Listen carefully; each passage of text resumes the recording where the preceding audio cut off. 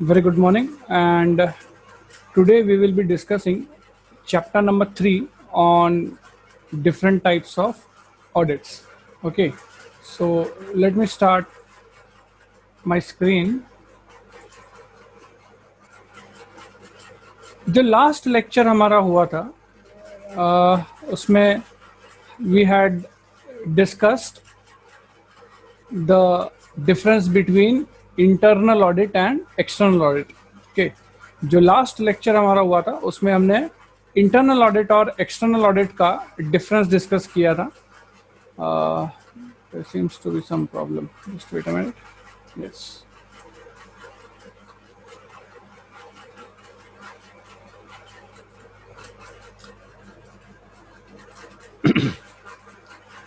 Okay. सो जो last हमारा lecture हुआ था उसमें हमने इंटरनल ऑडिट और एक्सटर्नल ऑडिट का डिफरेंस जो है वो डिस्कस किया था. और इंटरनल ऑडिट क्या होता है, स्टैट्यूटरी ऑडिट क्या होता है, पहले इसका मीनिंग हमने डिस्कस किया था और उसके बाद इंटरनल ऑडिट और एक्सटर्नल ऑडिट के डिफरेंसेस डिस्कस किए थे. ये 7 पॉइंट्स हमने डिस्कस किए थे उसमें. Appointing authority, scope of work, approach, independence, responsibility, submission of report and format of report. Okay, ये सब पार्ट्स हमने लास्ट लेक्चर में डिस्कस किए थे. आज हम हमारे इसी चैप्टर को आगे कंटिन्यू करते हैं. डिफरेंट टाइप्स ऑफ ऑडिट हम लोग डिस्कस कर रहे हैं. चैप्टर नंबर 3 हमारा ऑडिट का है. ओके, तो इसमें आज हम जो 2 टाइप के ऑडिट्स पढ़ेंगे वो होगा इंटीरिम ऑडिट और कंटिन्यूअस ऑडिट. ओके, तो एक एक करके देखते हैं. सबसे पहले जो हम आज डिस्कस करने वाले हैं वो है interim audit. So what is the meaning of interim audit? Okay, so interim मतलब, इंटीरिम का क्या मतलब होता है कि इन बिटवीन 2 थिंग्स, 2 चीजों के बीच में जो भी कुछ होगा उसे हम इंटीरिम कहेंगे. इंटीरिम मतलब इन बिटवीन समथिंग. ओके, तो ऐसा ऑडिट जो 2 एनुअल ऑडिट्स के बीच में लिया जाता है. ओके, ऐसा ऑडिट जो 2 एनुअल ऑडिट के बीच में लिया जाता है उसे हम क्या कहते हैं? इंटीरिम ऑडिट. या व्हाट वी से, एक मेन ऑडिट का एक बीच में ही आप एक ऑडिट लेते हो, इंटीरिम ऑडिट. ओके, तो इंटीरिम ऑडिट में क्या होता है कि पूरा के पूरा ऑडिट, नॉर्मली देखो कैसा होता है कि पूरा के पूरा ऑडिट जो होता है वो साल के खत्म होने के बाद होता है. Means once your financial year is over, उसके बाद आपका जो ऑडिटर होता है वो आपके ऑर्गेनाइजेशन को विजिट करता है, आपकी बुक्स ऑफ अकाउंट्स जो होगी वो चेक करेगा, आपने जो balance sheet, profit and loss account बनाया होगा वो चेक करेगा. ओके, ये नॉर्मली होता है जिसको हम फाइनेंशियल ऑडिट बोलते हैं या एनुअल ऑडिट बोलते हैं. ओके, लेकिन कभी कभी कुछ ऑर्गेनाइजेशंस कैसा करते हैं कि पूरा साल में एक फाइनेंशियल ऑडिट लेने के बजाय अपने साल को वो 2 पार्ट्स में डिवाइड करते हैं और साल के बीच में ही आधा ऑडिट पहले करवा लेते हैं और बाद में जब साल खत्म होता है उसके बाद बाकी के पीरियड का ऑडिट करवाते हैं. तो ऐसा जो ऑडिट होता है जिसमें बीच में आके ऑडिटर आपका ऑडिट करके जाता है, उस ऑडिट को हम लोग कहते हैं इंटीरिम ऑडिट. ओके, तो ये जो इंटीरिम ऑडिट होता है इसके कुछ बेनिफिट्स भी होते हैं ऑर्गेनाइजेशन को और कुछ लिमिटेशंस भी है, इसके कुछ डिसएडवांटेजेस भी है. ओके, सो इसके क्या बेनिफिट्स है और क्या डिसएडवांटेजेस है वो एक एक करके हम डिस्कस करेंगे. सबसे पहले तो what are the advantages of interim audit. Okay, मतलब साल में बीच में 1 बार या 2 बार ऑडिट करवा लेने से क्या बेनिफिट होता है, what are the benefits. Okay, तो देखो क्या होता है जनरली यहाँ पे कैसे होता है कि आपका एक्चुअल में फाइनेंशियल ईयर होता है 1 अप्रैल से. जैसे कि अभी 1 अप्रैल 2020 से आपका फाइनेंशियल ईयर शुरू हुआ है और 31 मार्च 21 में ये साल खत्म हो जाएगा. तो कोई ऑर्गेनाइजेशन ऐसा होगा, स्पेशली जो बड़े ऑर्गेनाइजेशंस होते हैं, वहां पे ऐसा हो सकता है कि ये जिसका आप ऑडिट कर रहे हो वो कहेगा कि सर आप साल के एंड में आओगे, मतलब मार्च खत्म होने के बाद आप अप्रैल या मई में आओगे. उसके बजाय आप क्या कीजिए कि आप इस साल को ब्रेकअप कर दीजिए, हमारा इंटीरिम ऑडिट कीजिए. तो इंटीरिम ऑडिट के डेट्स कैसे फिक्स कर सकती है कोई भी कंपनी. ये जस्ट एन एग्जांपल बता रहा हूं मैं कि 1 अप्रैल 20 से लेके 31 मार्च 21 है, तो आप एक काम कीजिए, पूरे साल को आप 2 पार्ट्स में डिवाइड कर लो। मतलब आप एक काम कीजिए, अप्रैल से लेके जब साल शुरू होता है, अप्रैल मई जून जुलाई अगस्त सितंबर, ओके, तो 30 सितंबर को ये जो ऑर्गेनाइजेशन होगी ये अपना ट्रायल बैलेंस बना लेगी। ओके, ये क्या करेगी, 30 अप्रैल को अपना ट्रायल बैलेंस बना लेगी। 6 महीनों का अकाउंट जो है वो फाइनलाइज कर लेंगे, trial balance, profit and loss account और बैलेंस शीट बना लेंगे। ये जो भी डॉक्यूमेंट्स बनेंगे, trial balance, profit and loss या बैलेंस शीट, इनको कहा जाएगा interim trial balance, interim profit and loss account और इंटीरिम बैलेंस शीट। ओके, तो 6 महीने खत्म होने के बाद, आधा साल खत्म होने के बाद, ये ऑर्गेनाइजेशन क्या करेगी, अपना trial balance, profit and loss account और बैलेंस शीट जो है ये बना लेंगे। और उसके बाद ऑडिटर जो है वो आएगा। ओके, ऑडिटर जो आएगा और ये 6 मंथ्स का जो पीरियड पास हो चुका है, 1 अप्रैल से लेके 30 सितंबर तक का जो 6 मंथ्स का पीरियड पास हो चुका है, इस 6 महीने के सभी अकाउंटिंग ट्रांजैक्शंस को वो चेक कर लेगा और इसी के साथ साथ आपकी बैलेंस शीट और प्रॉफिट एंड लॉस अकाउंट को भी चेक कर लेगा। ओके, तो यहाँ पे क्या होता है, ऑडिटर का काम जो है वो 6 महीने का काम खत्म हो जाता है। उसके बाद जब 31 मार्च के बाद जब आएगा, तब उसको सिर्फ सितंबर से आगे का जो पीरियड था, ओके, पिछला ऑडिट तो हो चुका है, तो अभी इसको कौन से पीरियड का ऑडिट करना है, जो सितंबर से आगे का पीरियड का ऑडिट था, 6 महीने का पीरियड का जो ऑडिट था, उतना ही ऑडिट करना है। मतलब उसका काम जो है, ऑडिटर का जो वर्कलोड होता है ना, वो कम हो जाता है इंटीरिम ऑडिट करने पे। और ऑर्गेनाइजेशंस को भी बेनिफिट होता है इसका, ऑर्गेनाइजेशन को भी पता चलता है कि हमारा अकाउंटिंग जो है वो बराबर चल रहा है या नहीं। ओके, तो काफी बेनिफिशियल है, स्पेशली जो लार्ज ऑर्गेनाइजेशंस होते हैं वो इंटीरिम ऑडिट अपना जो है वो करवा लेते हैं, ताकि एक साथ आपके ऑडिटर पे भी लोड ना आए और ऑर्गेनाइजेशन का भी काम बराबर से चल रहा है या नहीं चल रहा है ये उनको पता चल सके। ओके, तो इस तरीके से एक जस्ट जिस्ट है इंटीरिम ऑडिट की। अब हम इसका क्या एडवांटेजेस होते हैं और क्या डिसएडवांटेजेस होता है, what are the advantages and disadvantage of interim audit, we will discuss. Okay, so let us start with that discussion.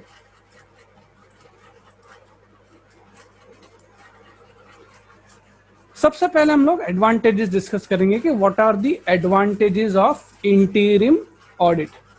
पहला एडवांटेज देखो क्या दिख रहा है, immediate detection of errors and frauds. Okay, first advantage, major सबसे advantage क्या है, immediate detection of errors and fraud. अगर आप हर 6 महीने में आपका ऑडिट करवाते हो इंटीरिम बेसिस पे, या हर क्वार्टरली ऑडिट करवाते हो, क्वार्टरली ऑडिट समझते हो क्या होता है, कोई बता पाएगा क्वार्टरली ऑडिट क्या होता है? 4 महीने बाद, करेक्ट, 3 मंथ्स के बाद ऑडिट करना। हर 3 महीने के बाद, मतलब पूरे साल में 4 क्वार्टर्स होते हैं, तो हर 3 महीने के बाद अगर आप आपका ऑडिट करवाते हो, या हर 6 महीने में एक बार आपका 6 मंथली ऑडिट या 3 मंथली इंटीरिम ऑडिट अगर आप करवाते हो, तो इससे क्या होगा कि आपके ऑर्गेनाइजेशन में अगर कोई एरर हुआ है अकाउंटिंग रिकॉर्ड्स में या कोई फ्रॉड हुआ है तो वो जल्दी डिटेक्ट हो जाएगा। ओके, तो आपको साल के एंड तक रुकना नहीं पड़ेगा वो एरर या फ्रॉड को ढूंढने के लिए, या वो एरर या फ्रॉड जो है वो आपको इमीडिएटली डिटेक्ट करते आएगी। और कोई भी एरर या फ्रॉड अगर आपको इमीडिएटली डिटेक्ट करते आई, तो उस एरर या फ्रॉड को सुधारने के लिए, रेक्टिफिकेशन के लिए जो भी आपको एक्शंस लेने हैं, रेमेडियल एक्शंस लेने हैं, वो भी आप जल्दी ले सकोगे। सो फर्स्ट एडवांटेज ये है कि errors and frauds if any are easily detected, enabling the management to take timely remedial actions and exercise strict controls over accounts. Okay, so ये पहला एडवांटेज है इंटीरिम ऑडिट का। सेकेंड एडवांटेज है कि it acts as a deterrent. Okay, it acts as a deterrent. हर 3 महीने में या हर 6 महीने में अगर ऑडिट स्टाफ आके आपके अकाउंट्स को डिटेल में चेक कर रहा है, तो आपके जो अकाउंटिंग स्टाफ होगा, जो आपके ऑर्गेनाइजेशन में काम करने वाला अकाउंटिंग स्टाफ है या एडमिनिस्ट्रेटिव स्टाफ है, उन पर एक कंट्रोल बना रहता है कि हम अगर कोई भी फ्रॉड करेंगे या हम अगर कोई भी एरर करेंगे, तो ऑडिट का स्टाफ जो है वो उस एरर या उस फ्रॉड को क्या कर लेगा, डिटेक्ट कर लेगा।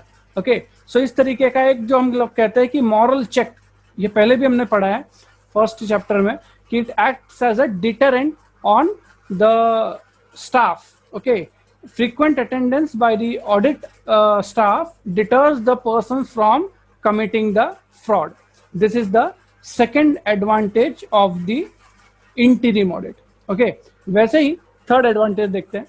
थर्ड है up to date accounts. Okay, up to date accounts. अभी ह्यूमन नेचर है कि हम चीजों को पोस्टपोन करते हैं. ओके, हम में से बहुत कम लोग ऐसे हो गए जो रेगुलरली रोज का काम रोज करते होंगे. It's in a human nature to postpone things. तो यहाँ पे आपका जो अकाउंटिंग स्टाफ होगा वो भी ह्यूमन ही है. At the end of the day वो क्या करते हैं, कभी कभी उनमें लेथार्जी आ जाती है. वो कहते हैं कि ठीक है ना, अभी साल जब खत्म होगा तब अकाउंटिंग के जो फाइनलाइजेशन है बुक्स का, अकाउंटिंग एंट्रीज तो हम लोग कर रहे हैं, जो फाइनलाइजेशन है या पोस्टिंग वगैरह का काम है वो साल के एंड में जब ट्रायल बैलेंस बनाएंगे, बैलेंस शीट बनाएंगे तब करेंगे. ओके, तो वो क्या करते हैं, काम को ढकल देते आगे, लेथार्जिक बन जाते हैं. लेकिन अगर आप हर 3 महीने में आपको ऑडिट करवाने वाले हो या हर 6 महीने में आप आपका ऑडिट करवाने वाले हो, तो आपका जो अकाउंटिंग स्टाफ रहेगा उन्हें compulsorily they are motivated to keep the accounts up to date. क्योंकि अगर आपके अकाउंट्स अप टू डेट नहीं रहे और ऑडिटर आ गया तो उसको चेक करने के लिए क्या दोगे आप. ओके, तो वहां पे वो क्या करेगा, ऑडिटर आपकी कंप्लेन कर देगा, आपके स्टाफ की कंप्लेन कर देगा मैनेजमेंट के पास कि आपका स्टाफ जो है वो तो अकाउंट रिकॉर्ड बराबर नहीं रखता. तो ऐसा ना हो इसके लिए आपका जो अकाउंटिंग स्टाफ होगा वो मोटिवेटेड रहेगा अप टू डेट अकाउंट्स रखने के. ओके, तो ये थर्ड एडवांटेज है इंटीरियम ऑडिट का. फोर्थ है कि अर्ली फाइनल ऑडिट. ओके, अगर आप रेगुलरली साल में हर 3 महीने में या हर 6 महीने में आप अगर आपका इंटीरियम ऑडिट करते हो, तो जब आप फाइनल ऑडिट करोगे ना, तब आपका फाइनल ऑडिट बहुत कम टाइम में हो जाएगा. क्योंकि पहले ही ऑडिटर ने सब चेक तो करके रखा होगा आपका, उसको बस अभी फाइनल बैलेंस शीट P&L को स्टडी करना है, एग्जामिन करना है और अपना ओपिनियन देना है. तो आपका जो फाइनल ऑडिट जो होगा साल के एंड में, जो आपका एनुअल ऑडिट होता है, वो काफी जल्दी आपका खत्म हो जाता है. ऑडिटर के पास भी लोड नहीं रहता, ऑडिटर भी आपका काम जल्दी जल्दी फिनिश कर सकता है. स्पेशली ऑडिटर के लिए इंटीरियम ऑडिट जो होता है वो बहुत काम की चीज होती है. क्योंकि जितने भी ऑडिटर्स होते हैं, जो चार्टर्ड अकाउंटेंट्स होते हैं, उनको देखिएगा आप, वो पूरे साल हमेशा इक्वल अमाउंट ऑफ बिजी नहीं रहते. जो ऑडिट सीजन होता है स्पेशली मई के महीने से, अप्रैल मई के महीने से तो सितंबर अक्टूबर का जो मंथ होता है, जो ऑडिट का टाइम होता है, वो टाइम पे चार्टर्ड अकाउंटेंट्स जो है वो बहुत ज्यादा बिजी होते हैं. ओके, मतलब उनके ऑडिट भी चलते रहते हैं, टैक्स के रिटर्न्स भी फाइल करने होते हैं, बहुत सारा काम रहता है. तो they are under a lot of pressure. लेकिन आप दिसंबर, जनवरी, फरवरी में अगर आप किसी चार्टर्ड अकाउंटेंट के ऑफिस में जाते हो तो वो इतना बिजी नहीं होते, क्योंकि तब कुछ ज्यादा काम नहीं होता ऑडिट वगैरह का, कोई क्लाइंट्स का बहुत खास कुछ ऐसा काम नहीं होता.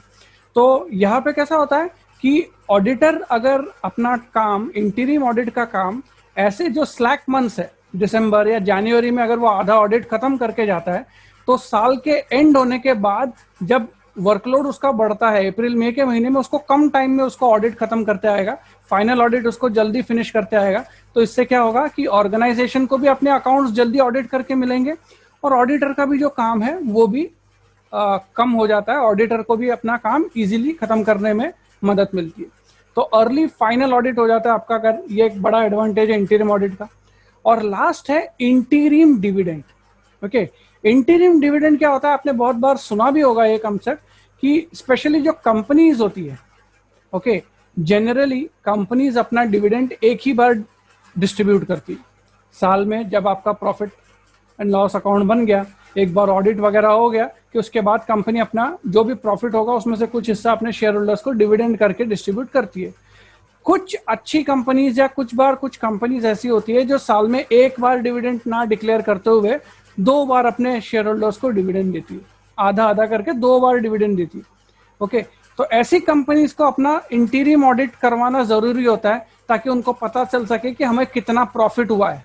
ओके, क्योंकि जब तक उनको पता नहीं चलेगा कि हमें कितना प्रॉफिट हुआ है, तब तक आप कितना अमाउंट शेयर होल्डर्स में डिविडेंड करके डिस्ट्रीब्यूट करोगे ये भी आप पता नहीं कर पाओगे. तो इंटीरियम डिविडेंड कैलकुलेट करने में कंपनीज को हेल्प होती है. ये लास्ट एडवांटेज है इंटीरियम ऑडिट का. It helps the company to publish interim financial statements for declaration of interim dividends.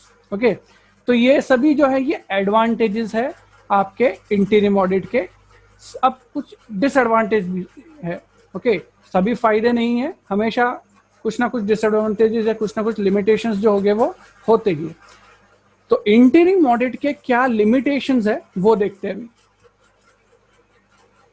First है कि failure to keep track. Okay, जैसे हम कहते हैं ना कि आप अगर कोई काम एक सिंगल सिटिंग में करो तो आपका बहुत अच्छा लाइन बैठता है, उसमें बहुत अच्छा ट्रैक बैठता है। लेकिन कोई काम अगर आप टुकड़े टुकड़े में करोगे, ओके, आधा अभी किया, आधा 3 महीने के बाद किया, फिर आधा फिर से 3 महीने के बाद आया तब किया, तो इसमें क्या हो सकता है कि ऐसा हो सकता है कि जो आपका ऑडिट का स्टाफ है, अब यहाँ पे मैं ऑडिट स्टाफ वर्ड यूज कर रहा हूँ, I am not using account staff. Audit staff कौन होता है? आपका ऑडिटर जो होता है, कंपनी का ऑडिटर जो होता है, उसके जो लोग होते हैं, उसके पास जो काम करने वाले लोग होते हैं, उसे ऑडिट स्टाफ कहते हैं। एक बात यहाँ पे और डिस्कस करना चाहूंगा कि ऑडिटर जो होता है ना, खुद वो पूरा के पूरा ऑडिटिंग का काम कभी नहीं करेगा। जो ये चेकिंग वगैरह के या अकाउंट चेकिंग के काम होते हैं ना, वो ऑडिटर के जो स्टाफ होते हैं, ऑडिटर के पास जो लोग काम करते हैं, ऑडिट स्टाफ होते हैं, जैसे कि ऑडिटर के पास कौन काम करता है, तो कॉलेज गोइंग स्टूडेंट्स होते हैं, बहुत सारे कॉलेज में जो जाने वाले स्टूडेंट्स होते हैं, सेकेंड ईयर थर्ड ईयर के स्टूडेंट्स, वो एक्सपीरियंस के लिए काम करते हैं। कुछ स्टूडेंट्स अपनी इंटरमीडिएट एग्जामिनेशंस देने के बाद सीए फाइनल जो करते रहते हैं, उनको 3 साल आर्टिकलशिप करनी होती है, तो उन लोगों को कंपलसरी चार्टर्ड अकाउंटेंट के पास जाके काम करना होता है 3 साल।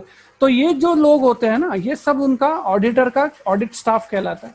ओके, तो ऑडिटर का जो ऑडिट स्टाफ होता है वो जाके ये चेकिंग वगैरह के काम करता है। ऑडिटर जो है वो लास्ट में अपना ओपिनियन देता है, रिपोर्ट बनाता है।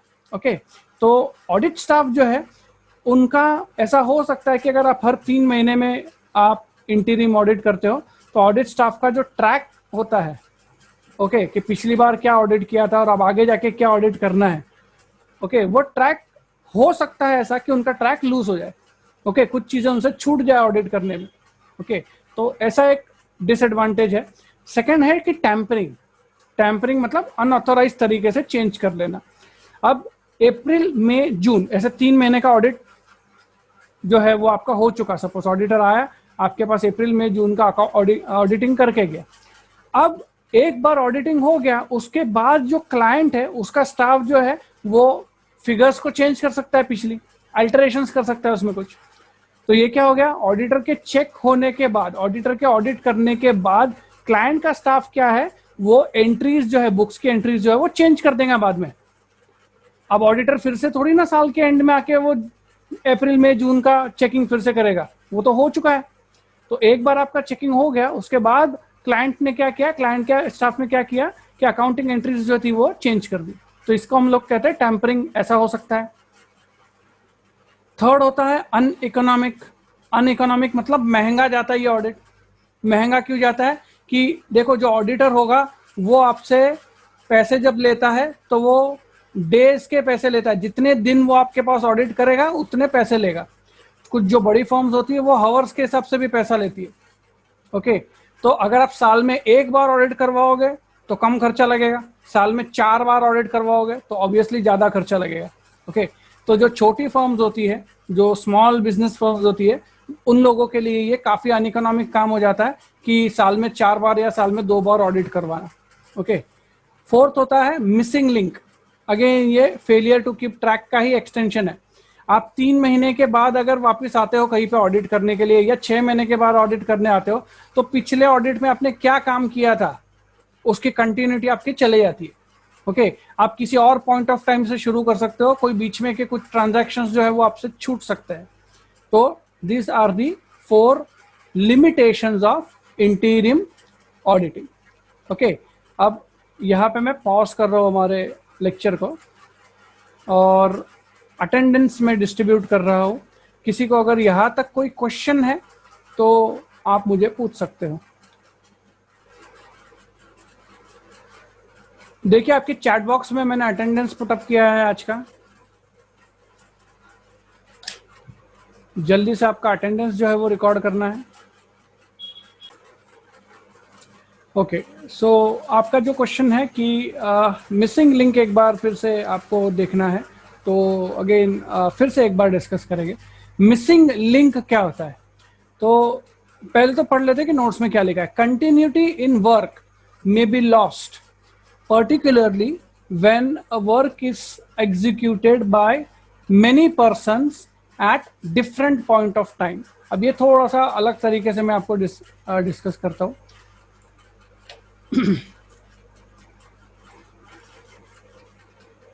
एक कंपनी थी जो 1 अप्रैल 2020 से 31 मार्च 2021 तक का इनका फाइनेंशियल ईयर था।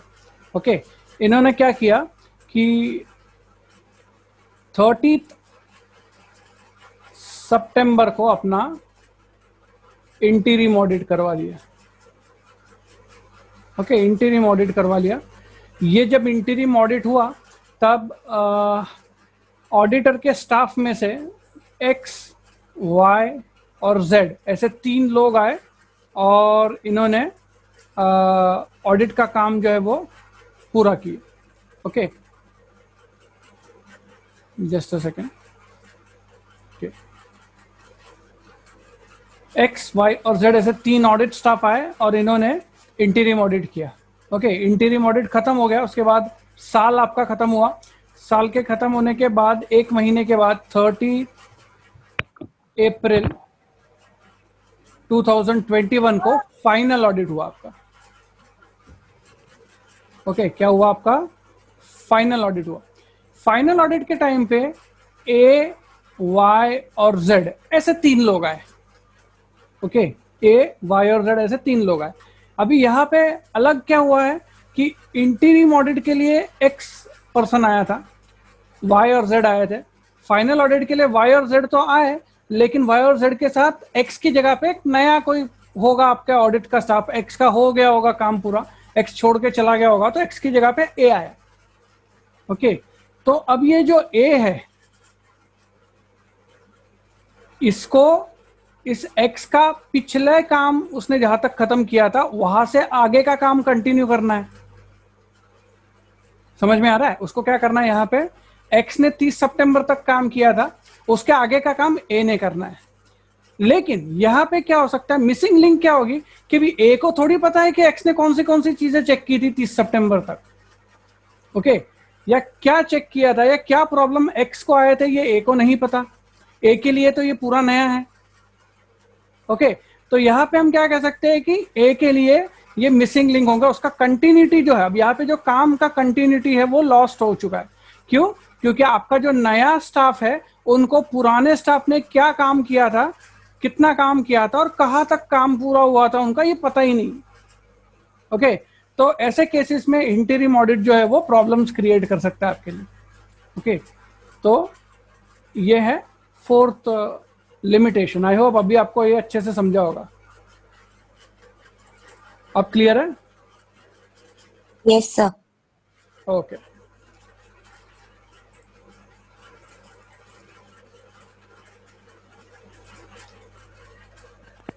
ठीक है।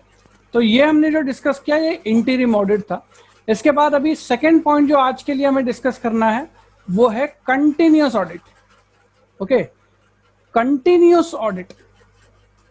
कंटिन्यूअस ऑडिट मतलब आप ऑडिटर का जो स्टाफ होता है ना वो कंटिन्यूअसली चेक करते रहता है किसी एक ऑर्गेनाइजेशन में जाके, वहां का ऑडिट जो है वो कंटिन्यूअस चलते रहता है।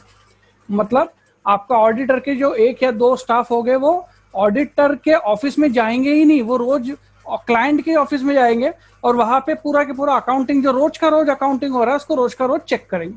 उसको हम क्या कहते हैं कि continuous audit. Okay, when auditors staff is engaged continuously in checking the accounts of a client during the whole year. Okay, this is called continuous audit. Okay, continuous audit और interim audit जो है अलग अलग होता है। interim audit में पूरा साल ऑडिट नहीं चलता आपका। ओके, इंटीरिम ऑडिट में क्या होता है, 6 महीने में एक बार आप आपके क्लाइंट के ऑफिस में जाते हो और उसका अकाउंट चेक करते हो। लेकिन कंटिन्यूस ऑडिट में कंटिन्यूसली आप आपके क्लाइंट के ऑफिस में जाते हो और उनके अकाउंटिंग रिकॉर्ड्स जो है वो कंटिन्यूसली चेक करते हो। मतलब कंटिन्यूसली का मतलब ये नहीं कि पूरा दिन वहीं पे बैठे रहते हो। कंटिन्यूस कैसा होता है कि एक फिक्स टाइम होता है। जैसे कि रोज 2 घंटे आप उसके अकाउंट्स ऑफिस में जाओगे शाम के वक्त और दिन भर के अकाउंटिंग रिकॉर्ड्स चेक कर लोगे अगर बहुत बड़ी फर्म है तो। अगर ऐसा नहीं पॉसिबल है तो हफ्ते में 2 दिन आप जाओगे, फ्राइडे और सैटरडे। हर फ्राइडे और सैटरडे को आप आपके क्लाइंट के यहाँ पे जाओगे और पूरे वीक का जो भी अकाउंटिंग हुआ इसको चेक कर लोगे। तो ये जो ऑडिट होता है ना, इस ऑडिट को हम कहते हैं कंटिन्यूअस ऑडिट। यहाँ पे एक जो ऑडिट स्टाफ होता है वो कंटिन्यूअसली आपके अकाउंट्स को जो है वो जैसे जैसे आपकी अकाउंटिंग एंट्रीज पूरी होती जाती है वैसे वैसे वो आपके अकाउंट्स को चेक करते जाते हैं। काफी सिंपल है ये भी। इसके भी एडवांटेजेस देख लेते हैं एक बार क्या है। पहला एडवांटेज, अब इसका एडवांटेज जो है वो इंटीरिम ऑडिट के जैसा ही है, ऑलमोस्ट सेम है, कुछ इसमें ज्यादा फर्क नहीं है।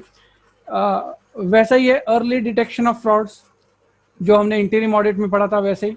और इसमें तो और ज्यादा जल्दी फ्रॉड डिटेक्ट होता है क्योंकि हर हफ्ते आपका ऑडिट जो हो रहा है वो ऑडिट स्टाफ आके आपके अकाउंट्स को चेक कर रहा है।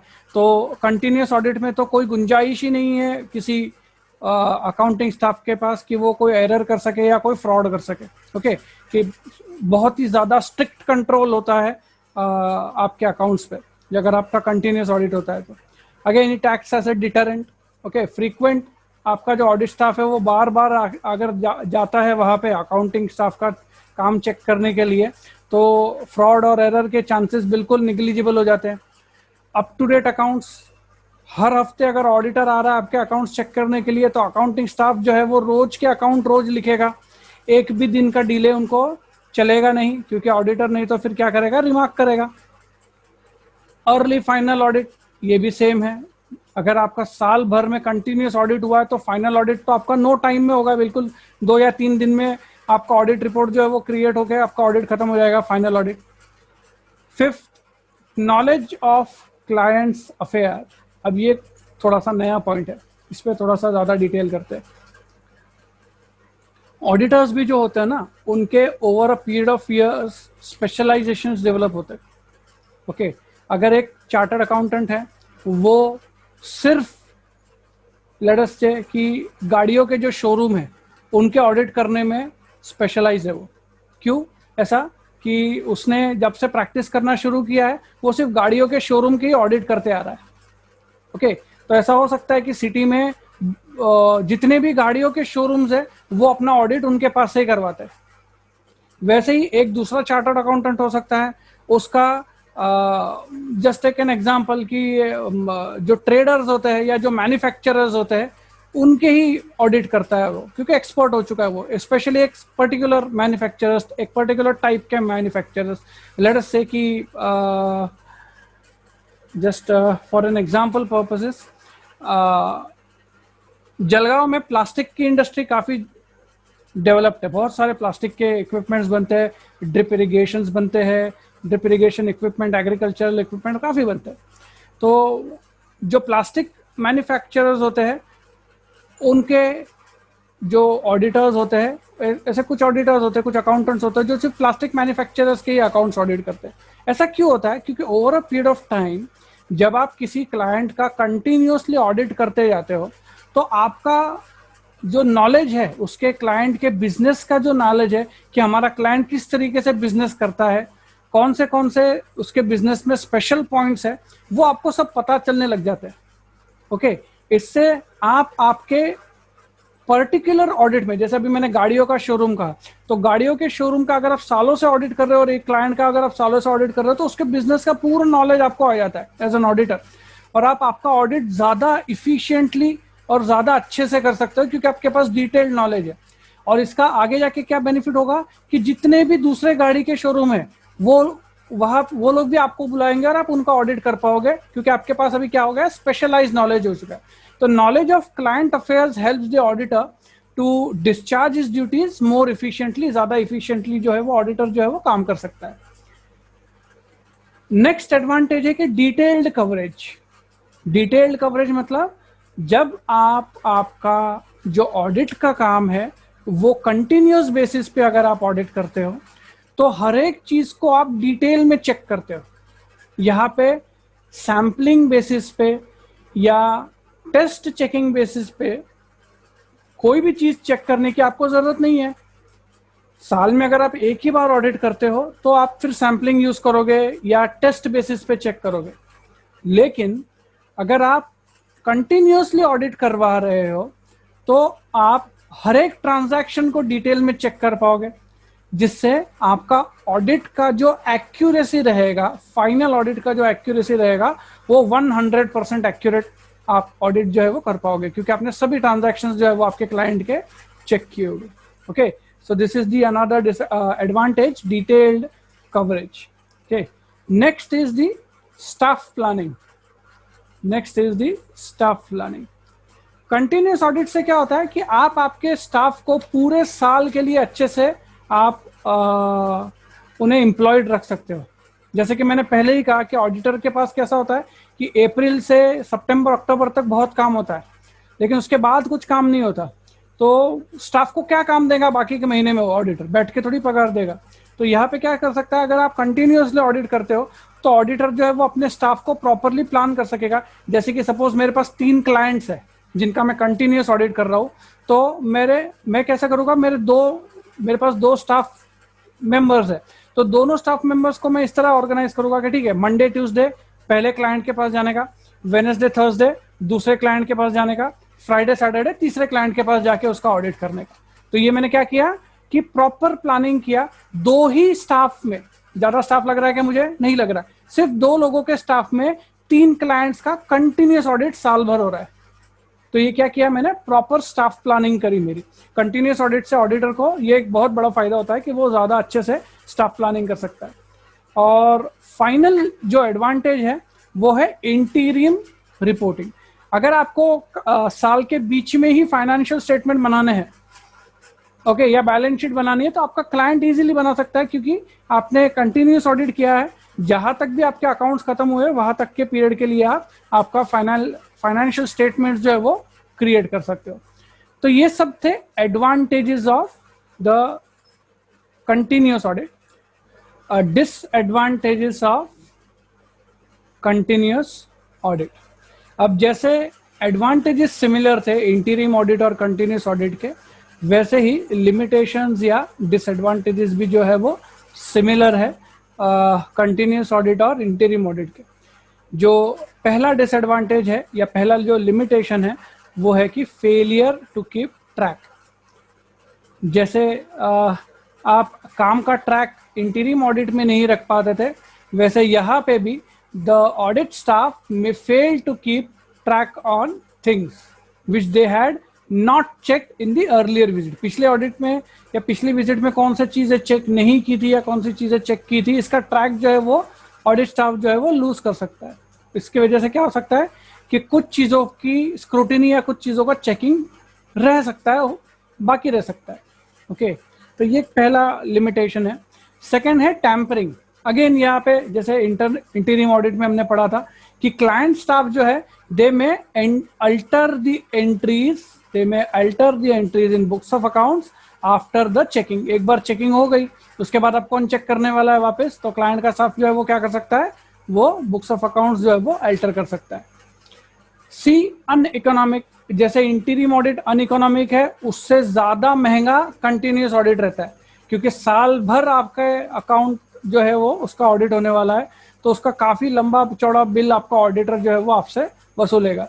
तो जो स्मॉल और मिड साइज कंसर्न्स होती है वो जनरली अपना कंटिन्यूअस ऑडिट करवाना उनके लिए इकोनॉमिकल नहीं रहता, बहुत महंगा जाता है। Okay, so it's uneconomic. The interruption of work. Okay, interruption of work किसके लिए? क्लाइंट के लिए। ओके, हर हफ्ते में 2 दिन अगर ऑडिट का स्टाफ आता है और आपके जो क्लाइंट होता है, क्लाइंट के अकाउंटिंग स्टाफ को या एडमिन स्टाफ को अगर परेशान करता है कि चलो परेशानी होता है ना वो, क्योंकि आप अगर चेक करने आते हो तो आप अकेले थोड़ी चेक करोगे, आप बाकी के स्टाफ को कहोगे, आपके क्लाइंट के स्टाफ को कहोगे ठीक है ये फाइल ला के दो, वो फाइल ला के दो, ये समझाओ ये कैसा हुआ वगैरह वगैरह। तो presence of audit staff at regular intervals will affect the work flow of the client. Client का जो स्टाफ है वो अपना काम छोड़ के ऑडिटर के स्टाफ के रिक्वायरमेंट्स पूरे करने में रह जाता है। इससे क्या होता है कि क्लाइंट का खुद का काम नहीं होता। ओके जो आपका क्लाइंट होगा या आपकी जो ऑर्गेनाइजेशन जिसका आप ऑडिट कर रहे हैं, उनके स्टाफ का खुद का काम नहीं होगा। क्यों? क्योंकि बार बार जब ऑडिट स्टाफ आता है तो वो ऑडिट स्टाफ के पीछे ही रह जाते हैं, उनको कुछ डॉक्यूमेंट्स चाहिए होते हैं, उनको कुछ एक्सप्लेनेशंस चाहिए होते हैं, तो वो सब पूरा करने में ही उनका टाइम चले जाता है, तो जो एक्चुअल काम है वो नहीं होता ऑर्गेनाइजेशन में। So it creates interruption of work. Again next है missing links. Continuity in work में भी लॉस, जैसे हमने इंटीरियम ऑडिट में पढ़ा था वही मिसिंग लिंक। फोर्थ है बोर्डम। बोर्डम किसको होता है? ऑडिट स्टाफ को होता है। ओके स्पेशली ऐसे लोगों को जो ऑडिटर के पास कुछ सीखने जाते हैं। अभी आप में से भी कुछ लोग ऐसे हो गए जिनका आई होप आई थिंक कुछ ना कुछ तो हो गए जिनका IPCC 2 क्लियर हो चुका है और CA फाइनल की तैयारी कर रहे हैं। कोई है कि आपकी क्लास में से भी ऐसा? इस क्लास में कोई भी नहीं है ऐसा?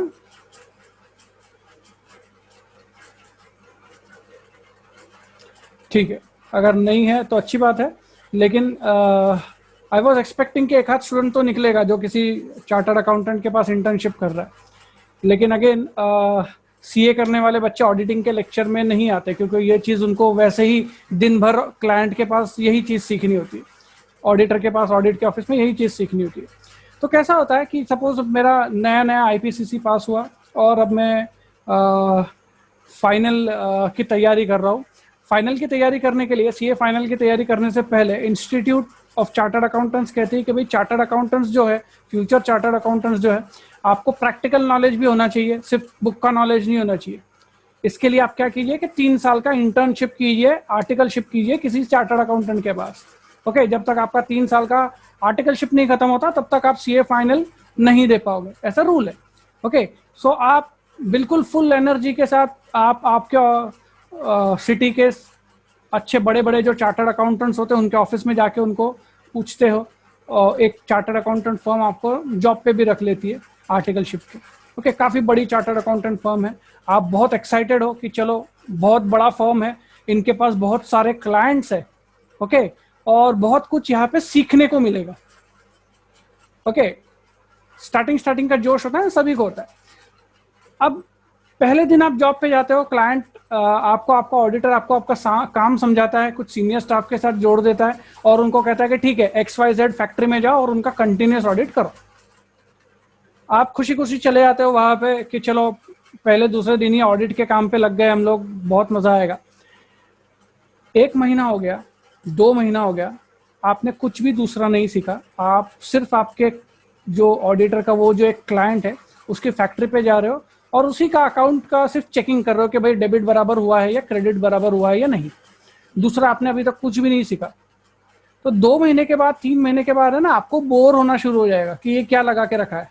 ओके रोज सुबह होती है, मैं क्या करता हूँ कि ऑडिटर के क्लाइंट के पास जाके बैठ जाता हूँ और उसका अकाउंट जो है वो चेक करते रहता हूँ, इसमें कुछ भी नया नहीं है। Okay are you learning something new? कुछ नया सीख रहे हो? नथिंग। तो ये होता है रूटीन चेकिंग, और रूटीन चेकिंग जो होता है ना वो बहुत ही मैकेनिकल और बोर हो जाता है। जो चेक करने वाला पर्सन होता है, मतलब किसी आर्टिकल को आपको पनिशमेंट देनी है ना, तो उसको बोलो कि भाई 6 महीने एक क्लाइंट के ऑर्गेनाइजेशन में जाके बैठ और उसका कंटिन्यूस ऑडिट कर। ओके तो इसमें क्या होता है कि आपका जो ऑडिट स्टाफ होता है वो बहुत ही बोर हो जाता है कि कुछ नया नहीं उनको सीखने को मिलता है। कंटिन्यूस बेसिस पे बस क्या किए जा रहे हैं, तो टिक किए जा रहे हैं, अकाउंट्स के रिकॉर्ड को टिक किए जा रहे हैं। ओके तो ऐसा हो जाता है, ये एक बड़ा डिसएडवांटेज है from the point of view of auditor. Next है कि it's a time consuming process. Okay it's a time consuming process. हर एक ट्रांजैक्शन आप चेक जब करते हो तो obviously it will require a lot of time, so it's a time consuming process. और इतना सारा चेकिंग करने के बाद भी कोई गारंटी है क्या कि फ्रॉड डिटेक्ट कर लोगे आप? नहीं। अगर किसी ने बहुत ज़्यादा दिमाग यूज़ करके फ्रॉड किया है और उसका फ्रॉड बुक्स ऑफ अकाउंट्स में रिफ्लेक्ट ही नहीं हो रहा, तो आप कितनी भी डिटेल चेकिंग कर लो वो फ्रॉड आप डिटेक्ट कर पाओगे नहीं। Okay so this are some of the limitations और some of the disadvantages of continuous audit. Okay यहाँ पे हम आज का लेक्चर जो है वो हमारा स्टॉप करेंगे।